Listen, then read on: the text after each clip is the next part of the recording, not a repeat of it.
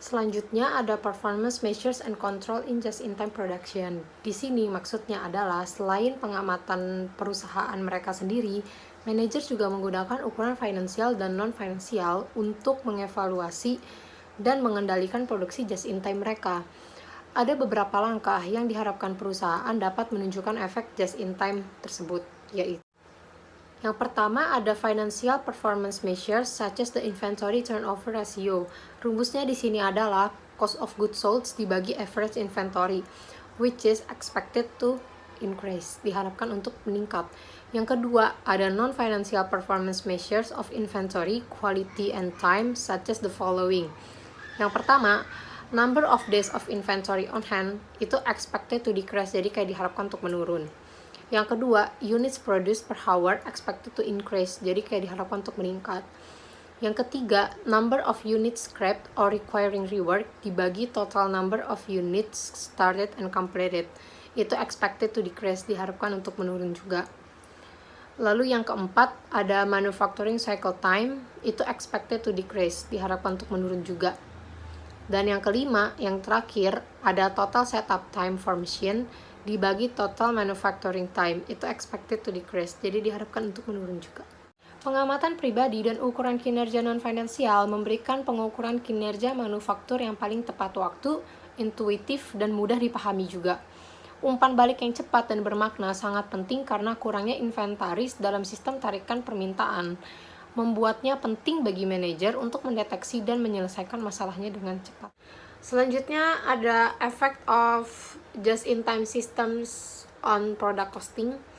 Itu dengan mengurangi penanganan material, pergudangan, dan inspeksi, sistem just-in-time juga mengurangi biaya overhead. Sistem just-in-time ini juga membantu pelacakan langsung dari beberapa biaya yang biasanya diklasifikasikan sebagai tidak langsung. Misalnya, penggunaan sel pabrikan membuatnya hemat biaya untuk melacak biaya penanganan material, pengoperasian mesin, dan juga biaya inspeksi untuk produk atau kelompok produk tertentu yang dibuat dalam sel-sel ini. Biaya ini juga kemudian menjadi biaya langsung dari produk-produk tersebut. Juga, penggunaan pekerja multiskill dalam sel-sel ini memungkinkan biaya pemasangan, pemeliharaan, dan pemeriksaan kualitas dilacak dengan biaya langsung. Selanjutnya ada backflow costing. Di sini backflow costing itu maksudnya pengorganisasian manufaktur dalam sel, mengurangi cacat dan waktu siklus pembuatan, dan memastikan pengiriman material yang tepat waktu untuk memungkinkan pembelian, produksi, dan penjualan perusahaan terjadi secara berurutan dengan inventaris minimalis. Tidak adanya persediaan membuat pilihan tentang asumsi aliran biaya seperti rata-rata tertimbang atau masuk pertama dan keluar pertama, atau metode penetapan biaya persediaan seperti penyerapan atau biaya variabel itu tuh nggak penting. Karena semua biaya produksi dari periode akuntansi mengalir langsung ke harga pokok penjualan.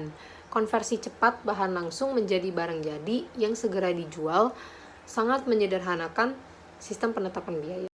Simplified normal or standard costing systems ini menggunakan pelacakan berurutan yang merupakan sistem penetapan biaya di mana pencatatan entry journal terjadi dalam urutan yang sama dengan pembelian aktual dan kemajuan dalam produksi. Biaya dilacak secara berurutan ketika produk melewati masing-masing dari 4 tahap berikut ini. Pertama itu stage A, itu purchase of direct materials and incurring of conversion cost. Yang stage B itu production resulting in work in process. Stage C, completion of good finished units of product. Stage D, sale of finished goods. Jadi, sistem penetapan biaya pelacakan sekuensial itu memiliki 4 titik pemicu sesuai dengan tahapan A, B, C, dan D yang tadi baru kita sebutin, yang stage A, B, C, D itu. Nah, titik pemicu adalah tahap dalam siklus dari pembelian bahan langsung dan menimbulkan biaya konversi, yaitu yang tahap A, ke penjualan barang jadi, yaitu tahap D, di mana entry journal dibuat dalam sistem akuntansi. Lalu, pendekatan alternatif untuk pelacakan sekuensial adalah biaya backflash. Backflash costing sendiri ini artinya sistem penetapan biaya yang menghilangkan rekaman beberapa entry journal yang berkaitan dengan tahapan dari pembelian bahan langsung hingga penjualan barang jadi.